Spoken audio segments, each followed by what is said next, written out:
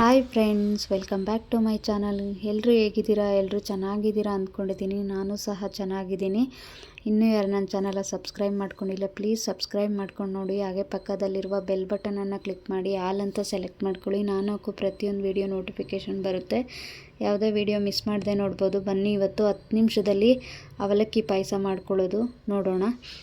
ಯಾರಾದರೂ ಗೆಸ್ಟ್ ಬಂದಾಗ ಅರ್ಜೆಂಟಲ್ಲಿ ನಮಗೆ ಅವಲಕ್ಕಿ ಪಾಯಸ ಮಾಡಿಕೊಟ್ಬಿಟ್ರೆ ತುಂಬ ಟೇಸ್ಟಿಯಾಗಿರುತ್ತೆ.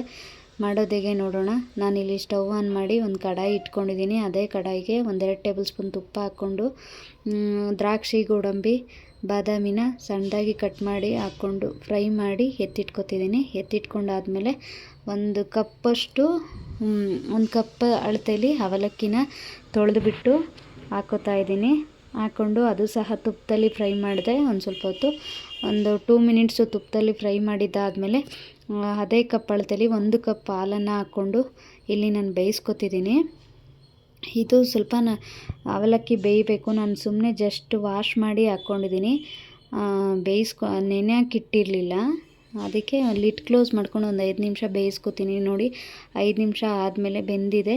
ಈಗ ಅದು ಲಿಡ್ ಕ್ಲೋಸ್ ಮಾಡಿದ್ದ ಟೈಮಲ್ಲೇ ನಾನು ಪಕ್ಕದ ಒಲೆಯಲ್ಲಿ ಬೆಲ್ಲ ಕರ್ಗಾಕಿಟ್ಟಿದ್ದೆ. ಅದು ಕರಗಿದ್ದಾದಮೇಲೆ ಆ ಬೆಲ್ಲನ ಸೋಸ್ಕೊತಾ ಇದ್ದೀನಿ. ಇದಕ್ಕೆ ನೋಡಿ, ಸೋಸ್ಕೊಂಡಾದಮೇಲೆ ಸ್ವಲ್ಪ ಹೊತ್ತು ಮಿಕ್ಸ್ ಮಾಡಿಕೊಂಡು ಒಂದು 2 ಮಿನಿಟ್ಸು ಮತ್ತೆ ಬೇಯಿಸ್ಕೊಂಡ್ರೆ ಸಾಕಾಗುತ್ತೆ.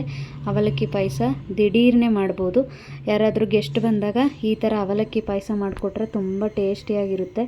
ಕ್ವಿಕ್ಕಾಗಿ ಮಾಡ್ಬೋದು. ಈಗ ಡ್ರೈ ಫ್ರೂಟ್ಸು ಮತ್ತು 1-2 ಏಲಕ್ಕಿನ ಜಜ್ಜಿ ಹಾಕೋತಾ ಇದ್ದೀನಿ. ನನಗೆ ಇದೇ ಥರ ಏಲಕ್ಕಿ ಇಷ್ಟ ಆಗುತ್ತೆ. ನೋಡಿ, ಫೈನಲಿ ಪಾಯಸ ರೆಡಿ ಆಯಿತು. ತುಂಬ ಟೇಸ್ಟಿಯಾಗಿರುತ್ತೆ. ನೀವು ಸಹ ಟ್ರೈ ಮಾಡಿ, ಹೇಗೆ ಬಂತು ಅಂತ ಕಮೆಂಟ್ ಮಾಡಿ. ಹಾಗೆ ನೀವು ಯಾವ ಥರ ಅವಲಕ್ಕಿ ಪಾಯಸ ಮಾಡ್ತೀರಂತ ಅದನ್ನು ಸಹ ಶೇರ್ ಮಾಡ್ಕೊಳ್ಳಿ.